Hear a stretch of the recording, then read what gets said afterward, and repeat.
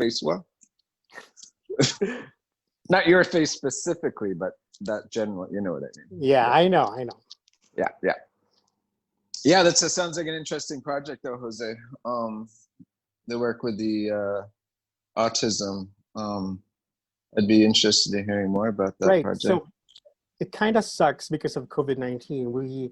Right. The organizers, they were granted a federal grant to have this animation program extended, not just to people with autism, but we were supposed to talk to veteran soldiers.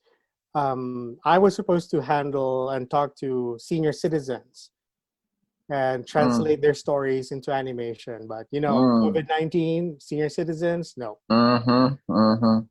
So yeah, very animation. vulnerable group. And a lot of cultural theorists say that animation is an American art form. Okay. So, by the way, I'm not American. So disclaimer, that's right. Disclaimer, I am not American, I'm just studying here. But there have been cultural theorists that say that comics, superhero comics particularly, and animation became what they are because of America. And I tend to agree with that. But I don't think that America invented superhero comics and also invented animation. That's reaching. But now it's like it's the biggest cultural export.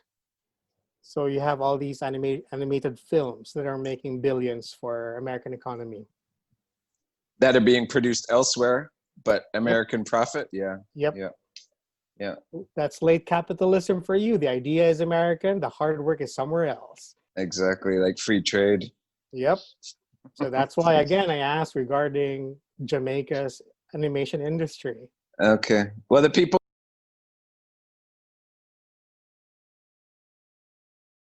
Hello? Hello.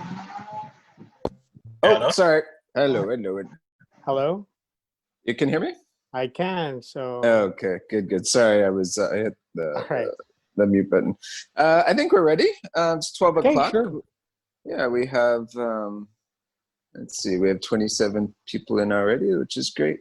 Sure. So let me introduce you, and maybe my relationship and friendship with you, and how we met a little bit. I'll just set the stage a little bit. Good morning, everybody. Good morning.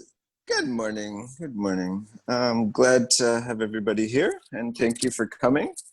I'm expecting a good turnout today. And for those incoming students that are here, welcome.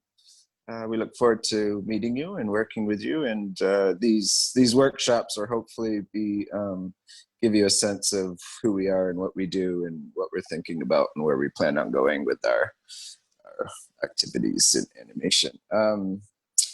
I'm glad to have Jose Ardivilla here today. Jose is a friend of mine. I met Jose in Texas when I was starting PhD work in 2018.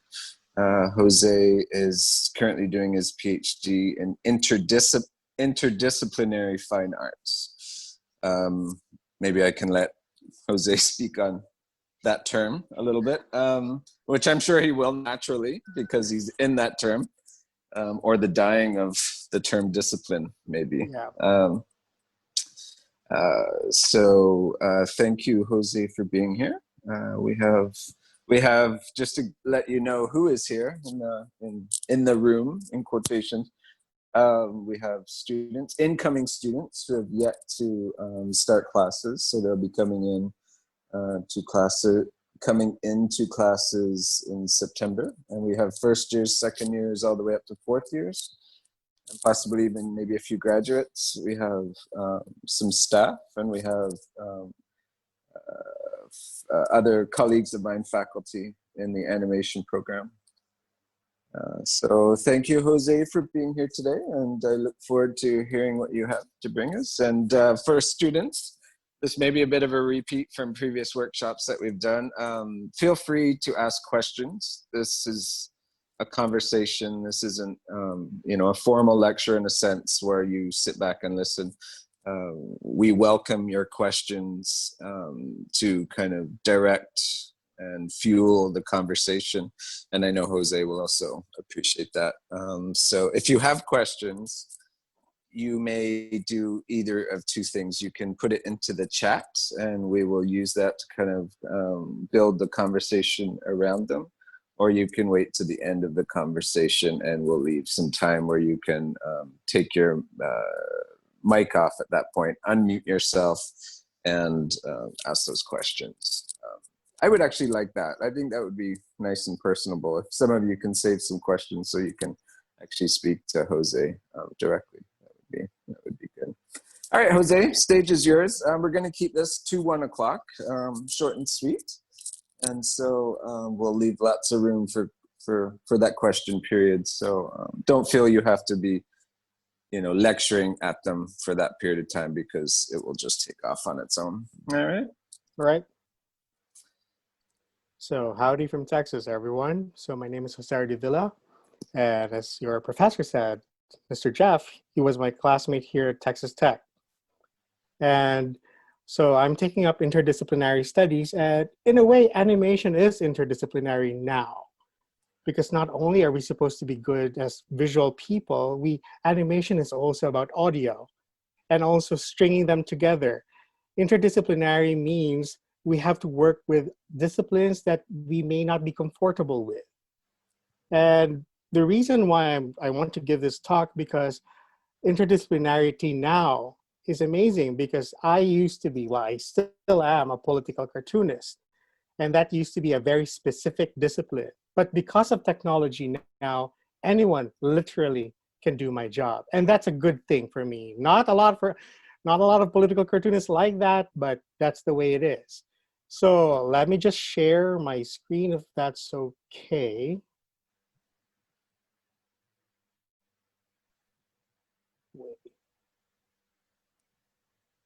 Oops, not that. Can anyone see my screen right now? Yeah, we can see her. All right. So for today's discussion, I just want to go through the following. So what is a political cartoon? The technology and art go hand in hand. And who is Uncle Sam? And then power speaks through the editorial cartoon. And what is the editorial cartoon or political commentary today? So the notion of political cartooning or editorial cartoon, they're intertwined, has been with us for a long time. For as long as people existed, I think commentary has always been there. It's not just the fact that you can see editorial cartoons now and think that was just invented a few centuries ago. It wasn't. Political commentary, or commentary per se, has been with us for as long as humans existed. Cave paintings. Cave paintings, even as far as, like the ancient Roman times, you have a lot of scribblings, graffiti, of making fun of politicians. And that for me is the best thing about political cartoon. At our golden age, a lot of political cartoonists got paid very well to make fun of people. Now, isn't that a dream job? So it's not just making fun.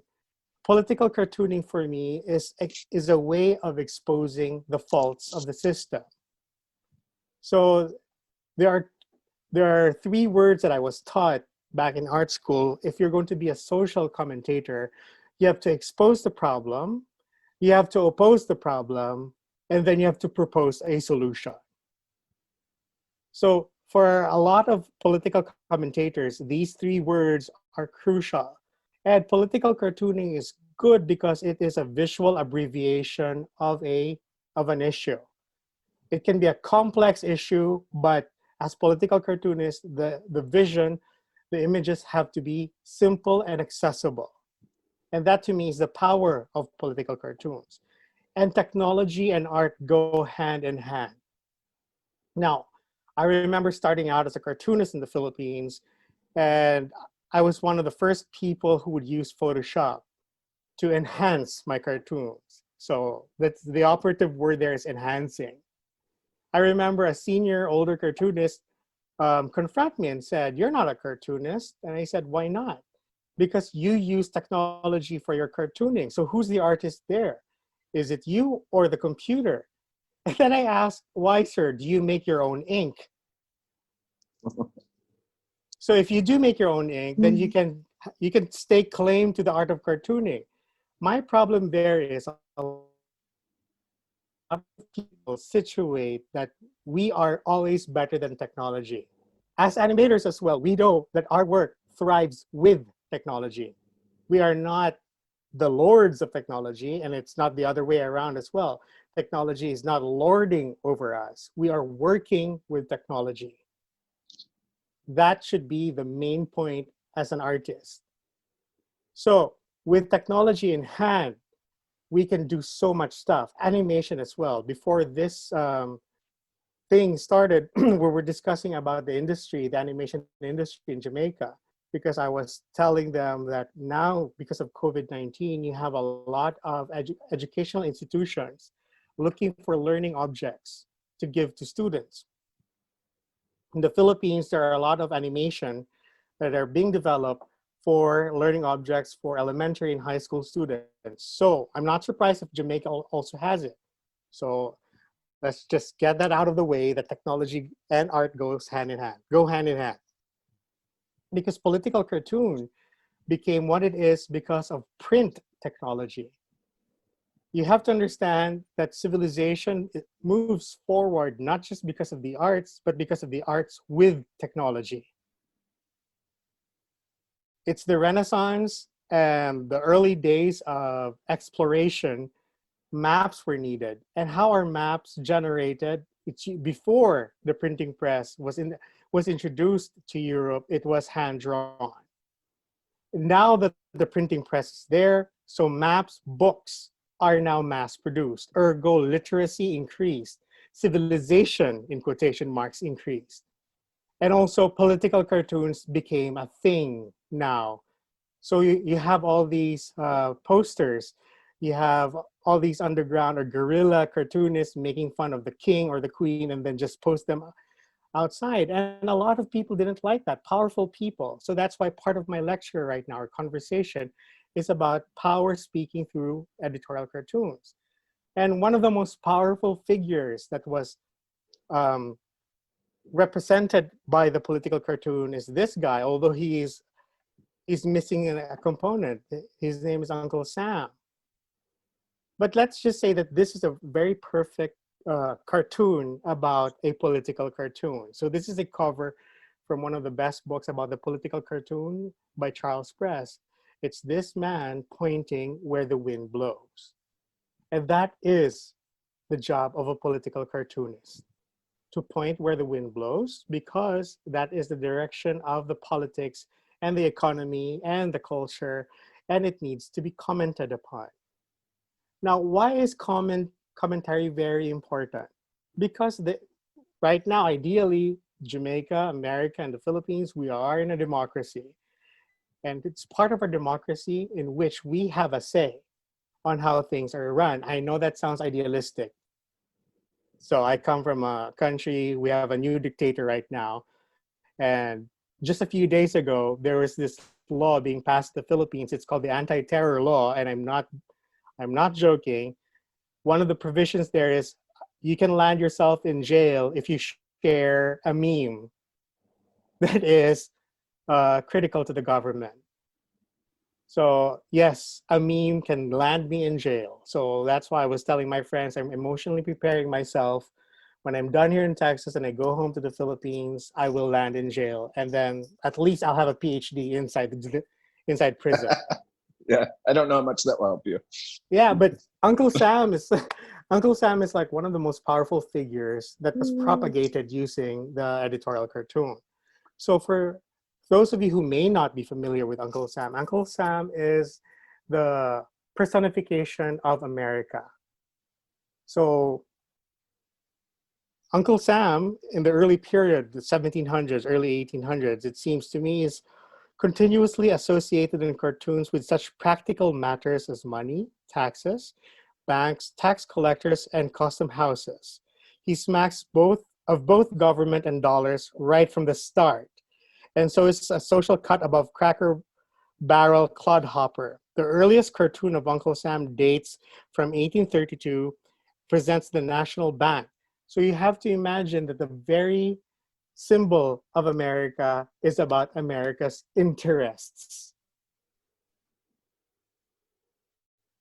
And Uncle Sam, the way he's dressed up like in stars and stripes. So he is a personification of the American flag. And this is important because this cartoon is important. It's Uncle Sam putting his hand over the shoulder of Teddy Roosevelt. And this is like the flag of America endorsing Teddy Roosevelt to become the president of America, which he did. So the cartoonist knew that symbols are very important. And this is what's amazing for us, for all of us here in this room. All of us here are artists, we produce images. You have to remember, images are never innocent. Images are political. Even if you think it's not political, somebody else will think it is. So that's why images are always at the source of so pain, so much destruction, so much debate. And that to me is a good thing, because that means people get affected by images and we should discuss about these things.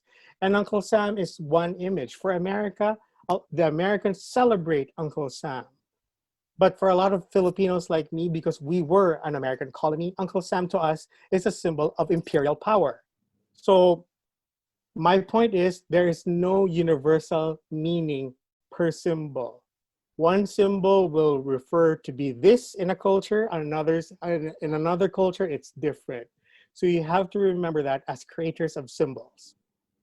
So American cartoonists commonly portray other nations by their leaders, but in the crowd appears Uncle Sam to represent the US, a logical incongruity. The reason I suggest is that Uncle Sam's symbol gives cartoonists, as critics, the opportunity to present a realistic and unofficial figure, but who can rise above life, who can rise a life above current political maneuvering and express slightly longer term interests than the figures of any current president. So meaning, presidents may change, but the interests of Uncle Sam stay the same. So why does America associate itself with Uncle Sam? What's the acronym for Uncle Sam? It's US. And that's why Uncle Sam is Uncle Sam, because he represents the US. And one of the earliest versions of Uncle Sam happened in the War of 1812, in which American soldiers got these boxes of meat, beef. Jeff would know that regarding his stay in Texas, that a lot of Americans really love their meat. Mm-hmm. So these boxes of meat were sent to the American soldiers, and there was a stamp there, property of US. The name of the butcher was Sam. And they said, oh, it's from Uncle Sam. So the name of the butcher, Uncle Sam, was transformed into the name of the symbol for the country itself. The point being there is, nothing stays the same. A lot of things can change across time. Remember, Uncle Sam started out as a figure to represent the national bank or interest of America. Now he's the figure of the American country. And before I go on, I have to warn the other people who were not here earlier that some of the images that I will be showing are offensive.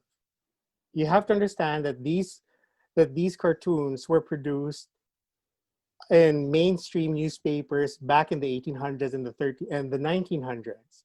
And these newspapers, who do you think were their readers?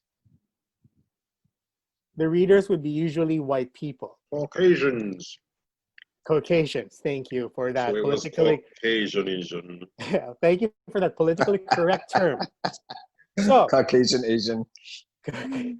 so here's one cartoon depicting Uncle Sam dealing with the Native Americans. So you can see that Uncle Sam here is carrying a scythe to cut down the Native Americans, which a lot of white Americans consider as the pest, the ones that they would have to destroy to control the landscape. So again, going back, that Uncle Sam represents the interests of America. And it's quite racist regarding, take a look at the way the Native Americans are portrayed with nose rings, with buffalo horns. And this is not exclusive just to Native Americans. This was also depicted with African Americans, with Africans, with Asians, with Asian Americans. And that's why Uncle Sam stayed the same, but his interest stayed the same, but the articulation of interest changed. So one of the most famous illustrations of Uncle Sam is by this. He is now calling on volunteers for them to fight for the wars. And I can say this because I am a student here in America, and as a Filipino, we were a colony of the Americans. I can say this with absolute confidence that the American economy became what they are because they were, and they still are, a war economy. So you have all these manufacturing plants in America generating weapons to be sold to dictators all over the world. You have Americans going off to war, introducing democracy to other countries, and so on and so forth. All of which, whatever our political distinctions would be, we know that Uncle Sam is there. And that is one power of the image. And before I go on, as animators, have you guys seen Jungle Book? Which one? Walt Disney, the mid 20th century Jungle Book. The animated one? You mean the Yes. series? Yes, Yeah. and also, well, That's you've a heard So the movie and then the series and the Cobb one. and Yeah. also the book, right? Jungle Book Right. is a novel written by Rudyard Kipling. So we Filipinos have a complicated relationship with Rudyard Kipling because part of my history, the Philippines was the very first Asian republic. We declared independence from Spain back in 1898, which America stole from us. America invaded us, and they wanted to civilize us. And one of the people that urged America to go to the Philippines was Rudyard Kipling. And he wrote this really racist poem. And I'm going to read to you a bit of it. So it's here. The title is White Man's Burden.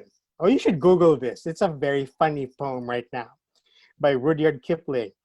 And he told the Americans, take up the white man's burden, send forth the best ye breed. Go bind your sons to exile to serve your captives' need.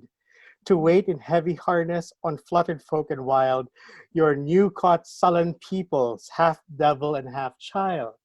The last line is his referral to the Filipinos. We are not humans, we are half children and we are half devils that need to be controlled and to be contained. And That's this awful. Right. this is basically colonialism. This has been practiced Jamaica. I know you were a British colony as well, and I know a lot of problematic instances, even up to now. So we were seen as incapable of self-rule because we were devilish children that need civilization. The president at that time is McKinley, and he said, it's interesting because America was founded because America didn't want to be under the British crown. So they said they're anti-imperialists. And now there are imperialists. And to justify that, President McKinley said that he spoke to God, and God told him to Christianize and civilize the Philippines. So how can you argue with God?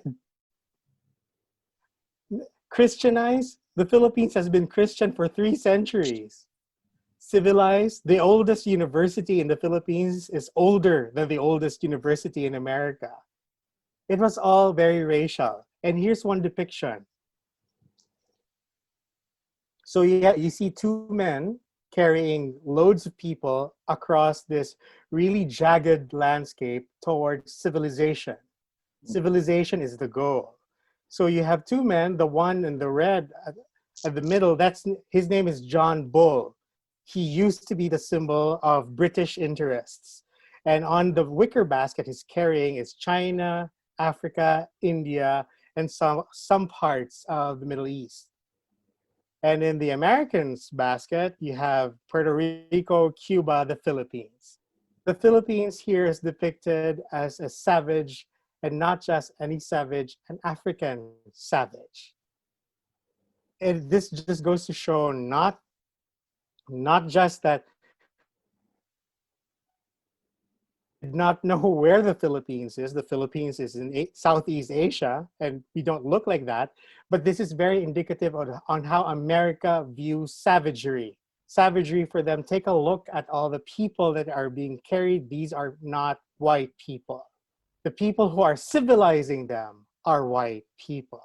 And these cartoons are the ones being published in newspapers to be consumed by voters in America, parliamentarians in Great Britain. And these are people that make decisions for us, for people like us. So that's why editorial cartoon is very powerful, because it not only summarizes the image conveys a message. This is President Aquino with this spear. And hello? Hello. Can you guys hear me? Yes, we're hearing you. Yeah, we're hearing you. Hearing. So you have this American president holding a scrub dipped in the waters of civilization, about to bathe this unruly child. At the background, there are two freshly bathed children. That would be Cuba and Puerto Rico. So the implication of this cartoon is the Philippines is not civilized. We are savages. And that we are also incapable of self-rule because we're children, and we're also violent. If you take a look at current discussions right now in America regarding BLM, Black Lives Matter, I will not go into detail, but I think you may have an idea on how certain racist inclinations still exist even in 2020, but in a different iteration. So let me just encapsulate that with one of my favorite authors. James Baldwin is an American author. And he said, please try to remember that what they believe, as well as what they do and cause you to endure, does not testify to your inferiority, but to their inhumanity and fear. And this is also one problem of editorial cartoons, because we are visual summaries. We tend to be used in any political front. We can be used for or to support fascism. There are a lot of cartoons who do that. I'm not going to go dwell into that because we have a time limit. So as I close this this lecture, sorry, Jeff, it is a lecture now. So No problem. No problem. let me just show you some samples of my work. And because editorial cartoons are seen to be small, they are only consumed, let's say, in the newspaper. So what I did for my MFA in the Philippines, I have a simple question. What if you can step inside an editorial cartoon? So what I did is this. It's called kahayupan, which means beastly. So in the Philippine culture, if you're not decent, you're called hayop. You're called an animal, or you're acting like an animal. So what I did was to create this enclosure of giant 6 foot by 6 foot panels of cartoons of the 7 presidents of the Philippines. I chose 7 because 7 deadly sins. So the 7 deadly sins, and my favorite part is my presidents, I drew them as pieces because what I believe in, because as an interdisciplinary person, we also delve in history. So in the Philippine politics, we have this notion, we call it SSDD. It means same different dynasty. So we have a different president, but it's still gonna be the same old. So what I did was to draw them like a carousel. At the base of the carousel would be a human figure being tortured, and erupting from his body or her body is a horse that carries the figure of the president. And it's very important that editorial cartoons are supposed to be simple. Yes, they are. But since now they're big and immersive, I made the images very complex.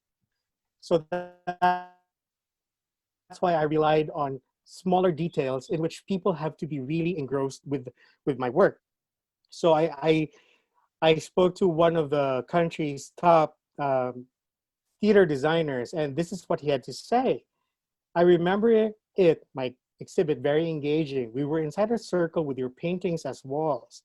Yes, not immediately, but slowly, as people come and fill up the circle, then it becomes more engaging. It transforms, which I thought was very apt with the work, because suddenly you get to fight and defend your remaining space to look at the paintings. So when you're viewing a political cartoon, it's just you and the cartoon. Right now, my point is, what if it's you and other people, because the cartoon is so huge? And I made it into a circular thing. It's like a comic strip turned into a zoetrope, which is an animation thing. But since it's so huge, I can't make it move. So the people who have to move are the viewers themselves. And since it's interdisciplinary, and I wanted concept to be integrated, I put in sound. And guys, as cartoonists, we are not just illustrators, we are also writers. So what I did was to write a script and have a friend of mine read it. She's a professional voiceover artist in the Philippines. And she asked, what's my inspiration here? And then I told her, what if you're stuck in an elevator about to go to hell? And this is that's the sound I want. So this is part of what she read.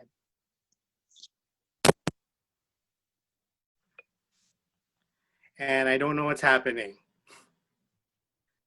Okay. Sorry about that. That's okay. So you're expecting audio? When you share, you have an option for share audio as well. Share video and audio. So there's a share button at the top where you click to share screen, but there's going to be two check boxes. One It's okay. Okay. So CNN Philippines did a feature. I was surprised that they picked this as one of the artworks for 2018. And the critic said, we're made to see an unchanging political landscape, the same anti-people policies named differently, the same pigs and crocs, boors and snakes in government, the same wealth transferring hands, the dead people sacrificed in the name of. The devil was in the details of this exhibit, as it was also in its execution, an audio recording on loop welcoming the spectator to the carnival ride. Saccharine and sinister, bogus but believable. The most credible reminder that where we are is where we've always been. And the only way out is not only to get off the ride, but to burn it to the ground. So my point is, as animators, this is the next evolutionary step for political cartoons. Because print is dying. So I'm going to ask you guys, when was the last time you bought a newspaper? Well, technically we can because, COVID. I mean, Yeah, it's freedom now, exactly. Right now, because of COVID, it's That's hard. It's hard to buy newspapers. So how do you consume your news? It's usually online, right? Or from the television. So for political cartooning to live to survive, it has to adapt to technology. So the next work I'm going to show you is a simple animation I did using an app. It's Procreate. There's an animation component based there. So what I did was, this was projected in a museum in Texas, and this is basically, there it is. So it basically captures my process on how I ink and how I do my cartoons. And this is how I saw the Philippine situation right now, in which people are becoming hungrier and being sacrificed in the name of stability and in the name of financial gain. My question is, who is the one gaining from this stability and who is gaining from this financial gain. It's not the people, it's usually the people in power. So that's why the exhibit was called Weeds, because people are being disposed of in the Philippines that are considered weeds. And that's why I'm depicting them as like weeds such as that. Mhm. And this one is another example of that. So we have this thing called extrajudicial killing. We call it EJK in the Philippines, in which people have just been summarily executed in the streets and nobody knows who killed them. But we have a suspicion it might be police, that, you know, they just don't want these people. They want to get rid of these people. And that's why, guys, animation is the key right now. And it's very crucial because I remember about 10 years ago, there's the very first animator won the Pulitzer Prize. His name is Mark Fiore. He is a political cartoonist for San Francisco Chronicle, I believe. His cartoons are funny, but I remember the uproar when he was announced as the Pulitzer winner for Best Editorial Cartoon back in the day, back 10 years ago, because a lot of the traditional cartoonists say that's unfair because this is not cartooning, this is animation. So the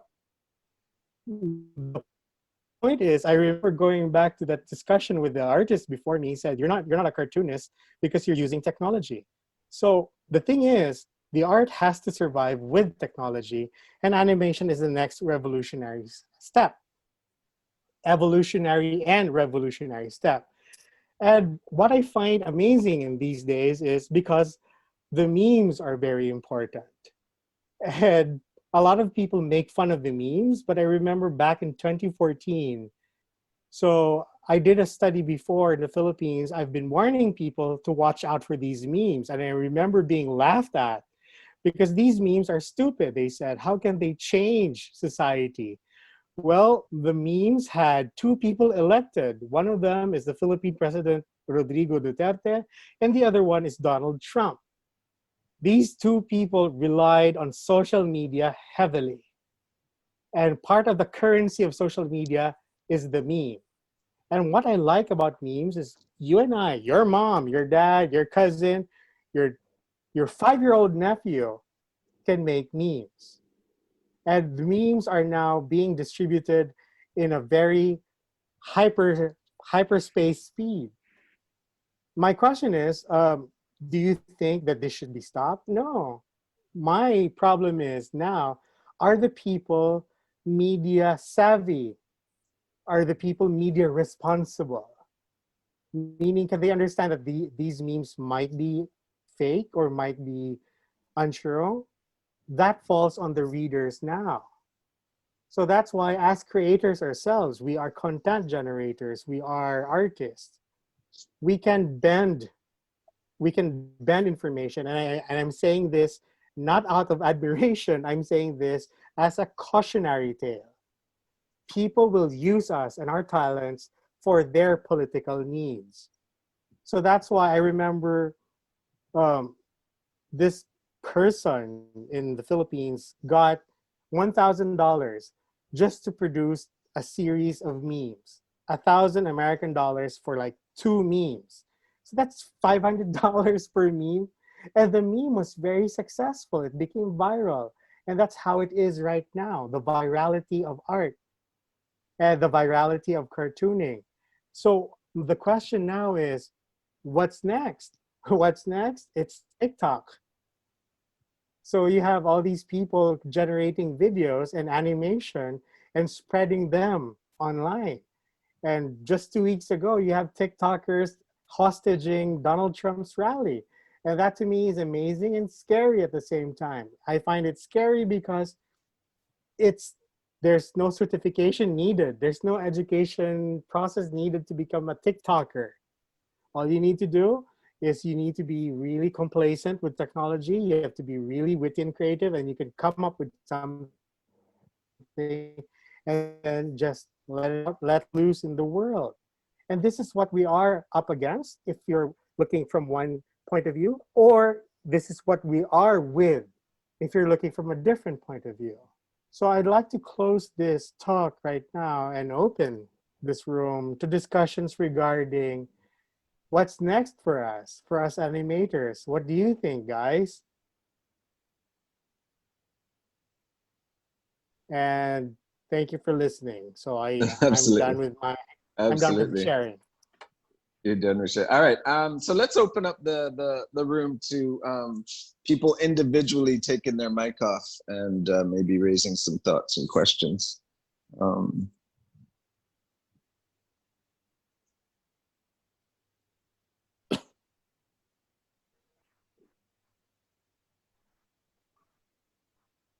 I just trying to formulate some questions in my head because it's a lot to take in all at once. So I'm just getting there. I have a question for people in Jamaica though. Is there like a censorship law over there? Wow. Censorship laws. Anybody have any ideas on that? Broadcasting Commission on general local television, you can't use expletives and such. I mean, I don't mind that because, keep it family friendly. But then if you have cable, I don't think there's much you can do about that. Yeah, but that's television. What if you create, let's say, a GIF animation that would have words that are problematic? Would you be put into prison because of that?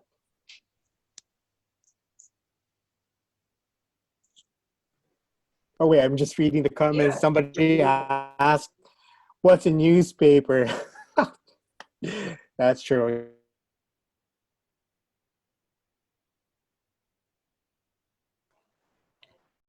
Malay, am I on? Yeah. I haven't heard of anybody being put in prison because of something that was said. I have known of people who have made statements, have to make a retraction of the statement and an apology. That's about as much as I've heard.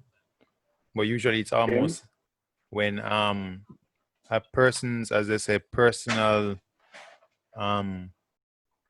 what's the word? When someone is feels personally offended, for example, person who I know of one recently where coach felt offended by something that one of his players said on Twitter, and so he was told to retract the statement. The player was told to retract the statement, even though the statement was true from their perspective. Cool. Okay. I was a part of this international watchdog for political cartoonists. And hello? Hello. Okay, Yes, sorry. Yeah. Yeah, it's called the Witty World. And what we do is take a look at other countries in Asia, particularly the country Myanmar or Burma, that has specifically and in jail. And this is why this image. Can you go more in depth on that? And how do you blank as that somewhat to your advantage? Okay, all images are political because it's not just what you say, it's how you say it. Mhm. So I mentioned this law in Burma of depicting politicians as animals. If a person was depicted like a crocodile, it's very political in the sense it depends on the culture. Because in some culture, the crocodile is seen as a greedy thing. Ergo, it's a negative. In some culture, particularly in a lot of indigenous culture in Southeast Asia, the crocodile is something to be revered, meaning very powerful. So the political aspect there is the meaning of the image is never set in stone. It's never permanent. It can change according to different people. So that's why when you think you're producing an image that may not be political for you, some other people might think it's political. Right.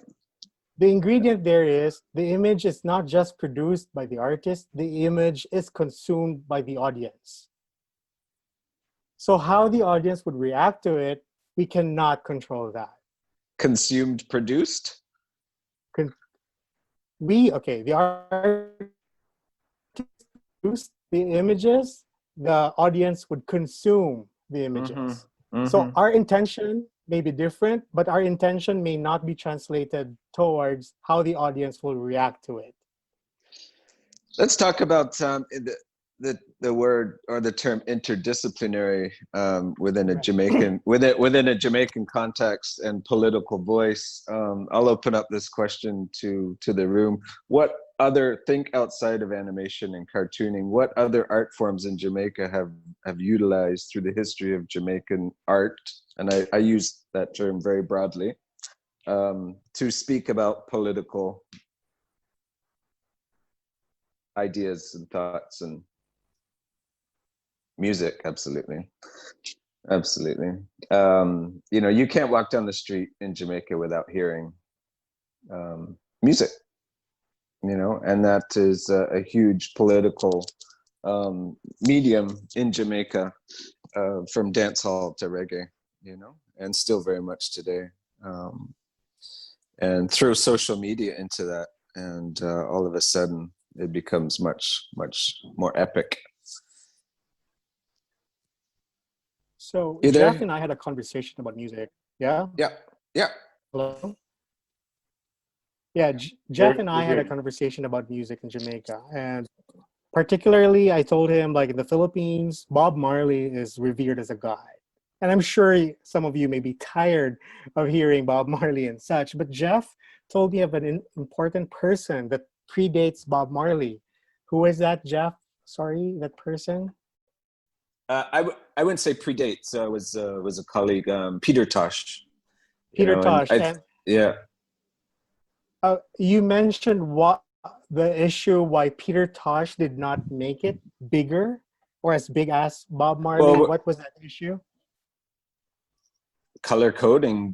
Peter Tosh has a dark complexion, and he was very much raw in his political statements, as were Bob Marley, of lighter complexion, one of his parents being Caucasian, and his voice, his artist voice, in terms of how he articulated himself and expressed himself politically, was a little bit more subdued because of the commercialization of his music, being picked up by um,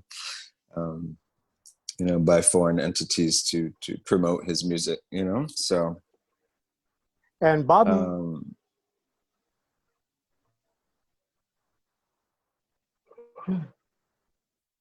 oh, say it again, Jose. what decade was Bob Marley? What decade did he make it? Like, when did he become big, Bob Marley? I mean, he's still very much. I mean, he's still very much alive and Yeah, I know, but so to speak, when today. did he start? About 60s. For Jamaica, but for the global audience, when would that be? Oh, once he 90s, 80s, 90s. It's 80s, right? When did he die? Yeah. Boy, you're pushing my knowledge on that date. Someone must 80s. I would say, yeah, I'm gonna be guessing. I couldn't tell you what date in the 80s, but Okay, so what other cultural giant happened in the 1980s? well, someone just said 1981. Exactly. So what Okay. cultural giant happened in the 1980s?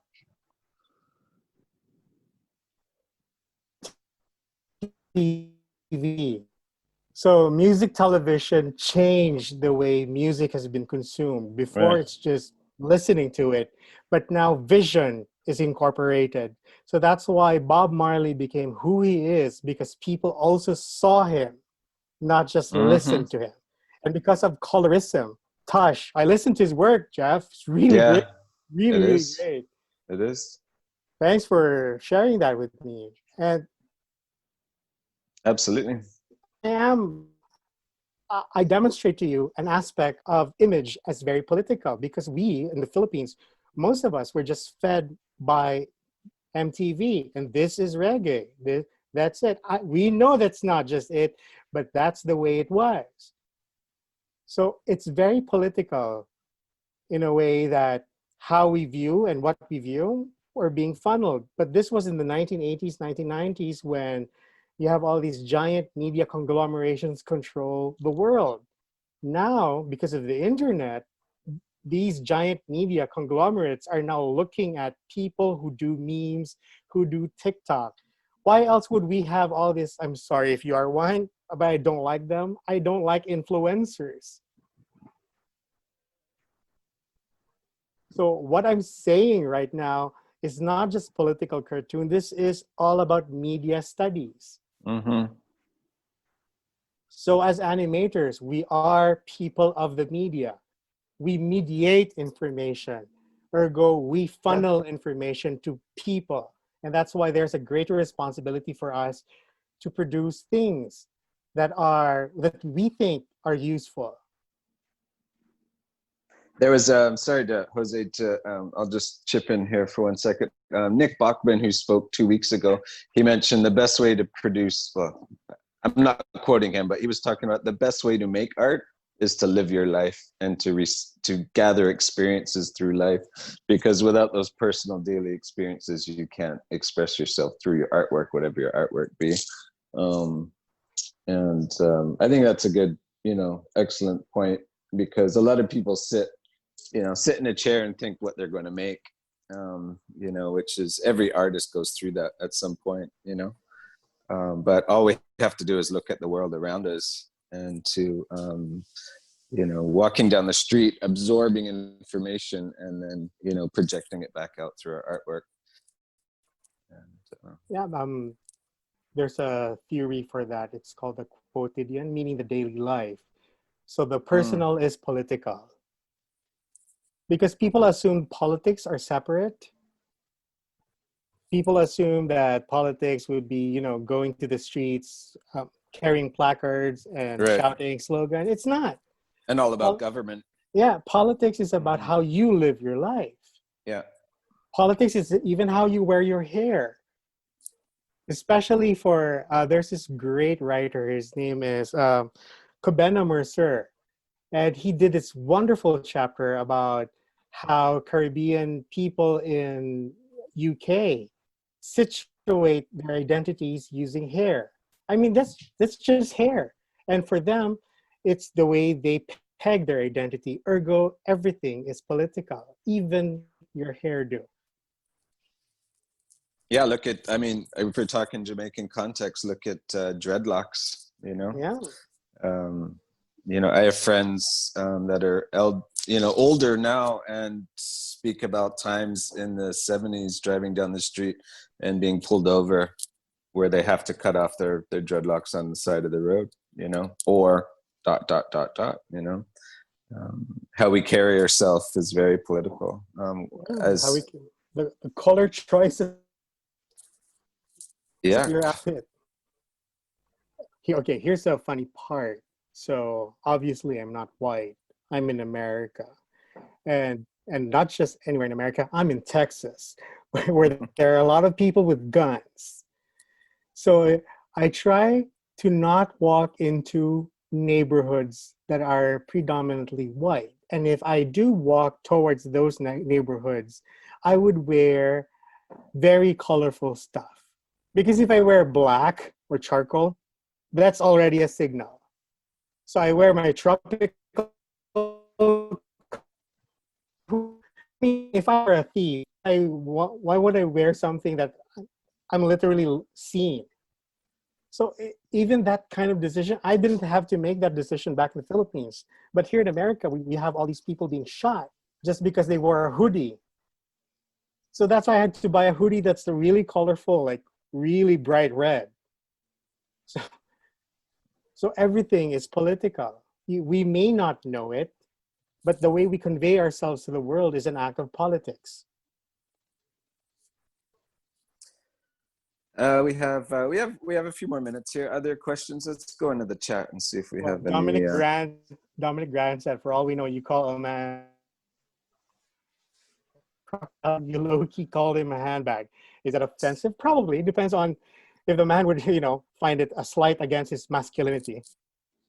That's another aspect as well. So we call this intersection modes, intersectional.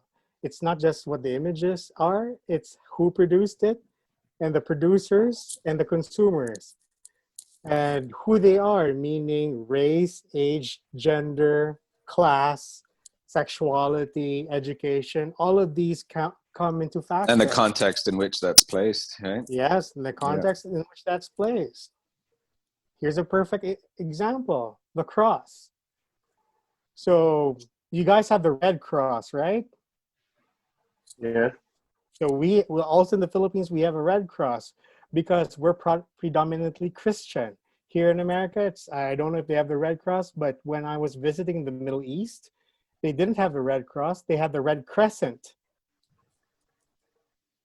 So they had to change the image of the cross to situate themselves for the Muslim culture. So that's why I am afraid when people say this is the universal symbol of, the universal symbol of that. So those are scary things to declare because what you find beautiful, some cultures might not. We have another question. Everything is political. Would you say this is something good, or is this bondage? It's only bondage if you let it stay, if you let it be oppressive. The way you look at it, if everything is political, that means everything can be questioned. And if it's going to be questioned, that means there needs to be discussion. And that for me is the core point of democracy. Democracy functions not just with elections, but with discussions of different ideas. You may not accept those ideas, and that's okay. That's the democratic way. But it's how you defend or you fight or how you fight it. That's how it's gonna be. Yeah. Yeah, it's like any art. You don't have to understand it to grow from it. You know, you don't have to understand everything to learn and grow from it. Right? I mean, was it just last year that somebody duct taped a banana on the wall in Miami and called it art? True. What? I'm on my side. So some people like, and then another performance artist got the banana and started to eat it. There you go. That's discussion for you. The So, art continues. yeah, and that's a great word there, Jeff. Continues. Art Yep. is a continuum. Yep. It What never we- stops. What we produce is part of a legacy of the past, and what we produce now will be the legacy of the future. Right. So it's very important to talk about that in terms of animation. Because we are as animators, we are part of a great art form that started roughly more than 100 years ago. It's a very young art form. And look at where it's taking us right now. Just reading through some of the questions. We have another. Would you say? Yeah, it is hard to start discussion these days because people are always, it's like we are wearing this de facto armor. It's as if when people discuss with us, it's as if we feel that we're being attacked. It's very difficult, I know. Yes, it is. I agree. Some people believe one way, and I think it's not up to you to change people's minds. I mean, that's too messianic. Yeah. But it's part of our responsibility artists to listen to other points of view. When we listen, it doesn't mean that we agree with them, but also bear in mind when you listen, you think, why is this person saying this? And this is an exercise of compassion, something that is missing everywhere in the world right now. So that's why we are in the shitstorm that we are in, because we lack empathy, I guess. Or we assume that we know better. So it's all about judgment calls. Judgment. Yeah. Proposing the solution, the cartoons, yes, get the people thinking. I think get the people thinking is the primary concern for cartoonists and animators. Absolutely. And we can't control the viewer's response. And that's not really our responsibility, I think, as artists. You know, art is social. art is social. I mean, when we create something, whether it's a cartoon, an animation, a photograph, a dance, a piece of architecture, it's supposed to get a reaction from people, no matter how they interact with it. And without the viewer, that interaction doesn't take place. It's yeah. So.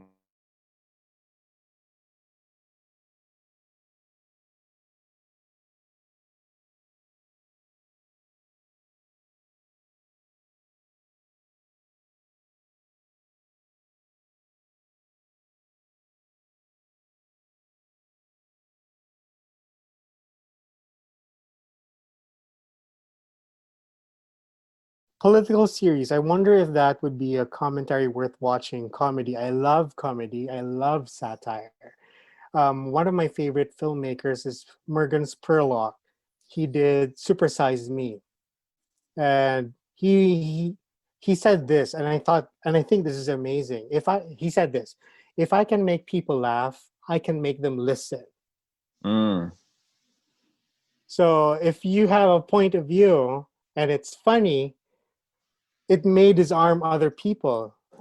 And when you make people laugh, that means you're a good, you're a funny, jovial kind. Nobody is afraid of people who are funny, really. And maybe it's also insidious. You're introducing a concept through comedy, and that's why, to me, the most dangerous people are stand-up comedians. Oh, the Boondocks, those are amazing. That's an amazing cartoon. So that's really that's Amen. very sharp satire. Oh, fun fact: the Boondocks, the word boondock, okay, it means ghetto, or it means away from civilization. That word was taken from the Filipino word bundok by American soldiers, because for us, bundok means the mountains. When the Americans were in the Philippines, they were looking for the rebels, and the Filipinos would just point bundok. So the American soldiers got the word bundok and then transferred it to the English language as boondocks. So there you go. So that's how it is, guys. Everything is fluid. It's all connected. I learn something new every day. Yes, sir.